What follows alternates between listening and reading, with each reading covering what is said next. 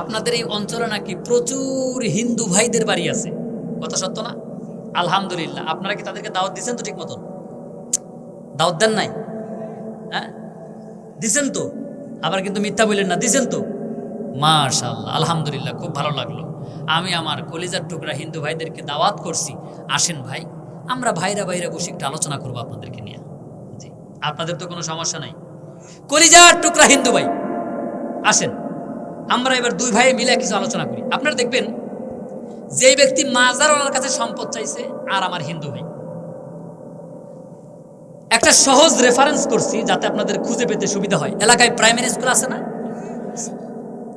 2013 শিক্ষাবর্ষ,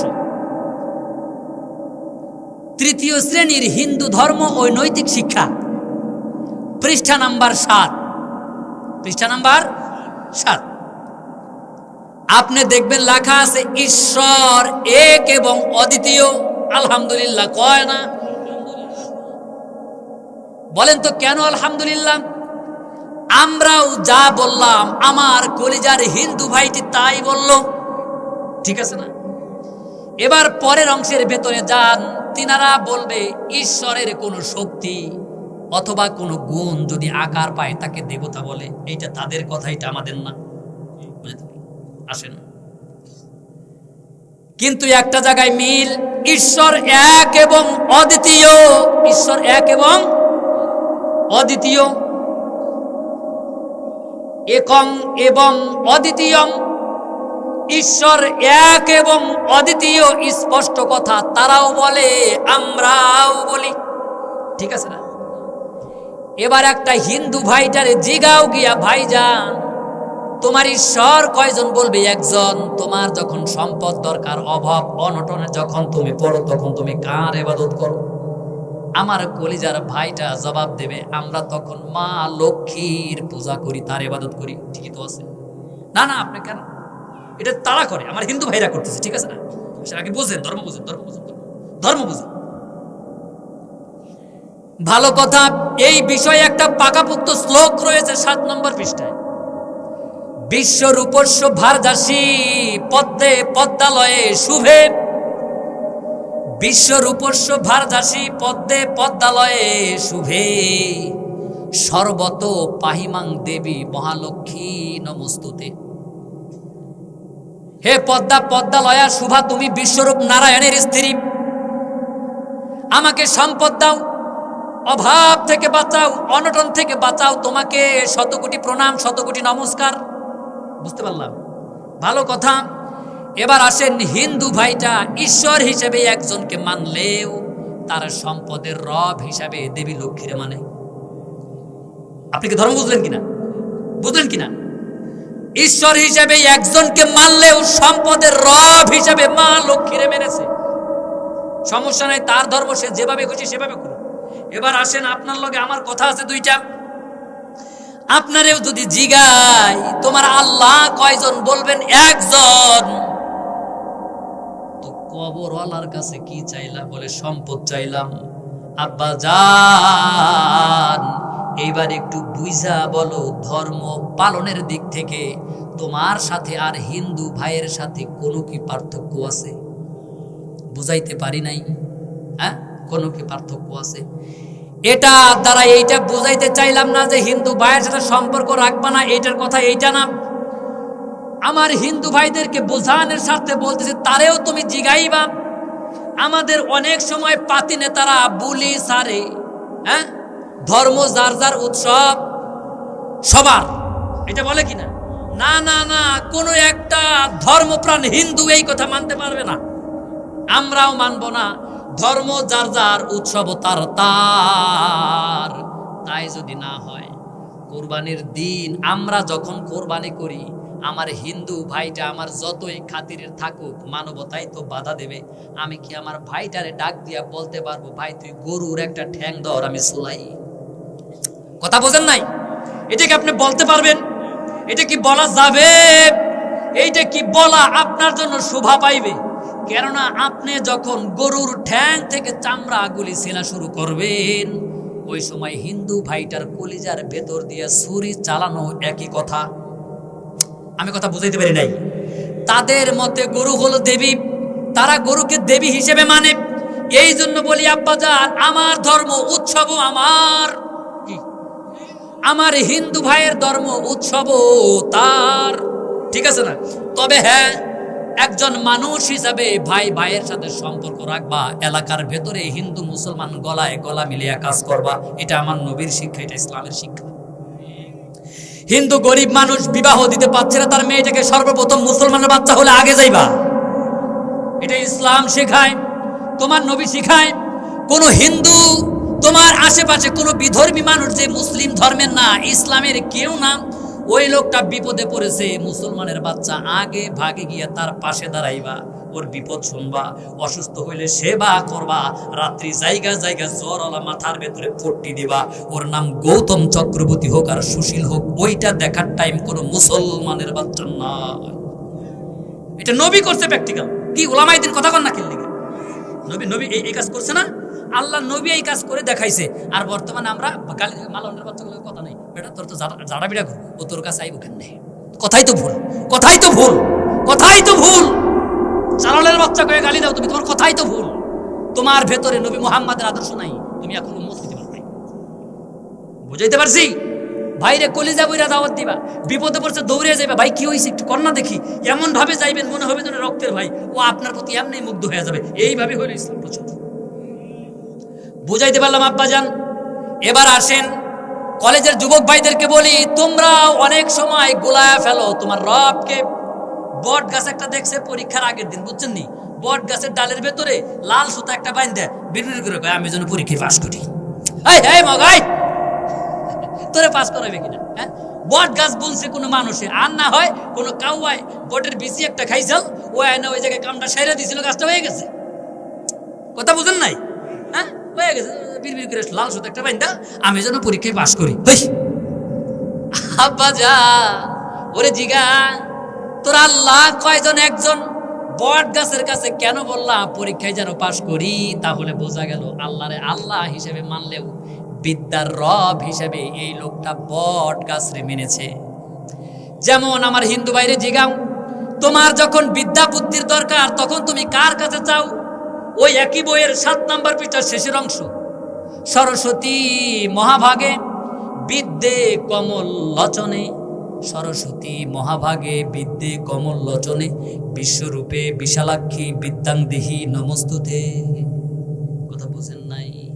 হে বিদ্যার দেবী মহাভাগ সরস্বতী, কমল নয়না তুমি, তুমি বিশালাক্ষী বিশ্বরূপ, আমার বিদ্যা দাও, তোমারে প্রণাম।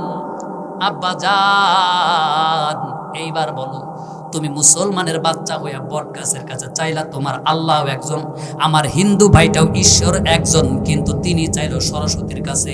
তাহলে ধর্ম মানার দিক দিয়া তোমার আর আমার গৌতম চক্রবর্তী ভাইটার সাথে ধর্ম পালনের ভেতরে পার্থক্য কোথায়? বুঝেন নাই? আমি বুঝাইতে পারি নাই? হ্যাঁ আব্বা জান, এবার আল্লাহরে জিগাও, আল্লাহ তাহলে কি বলবো? আল্লাহ তোমারে শিখায়া দেয় 20 নম্বর সূরা, সূরা তাহার 114 নম্বর আয়াতের শেষের অংশ, এ বান্দা তোর যখন বিদ্যার দরকার হবে তুই তখন বলবি, কুল রব্বি জিদনি ইলমা।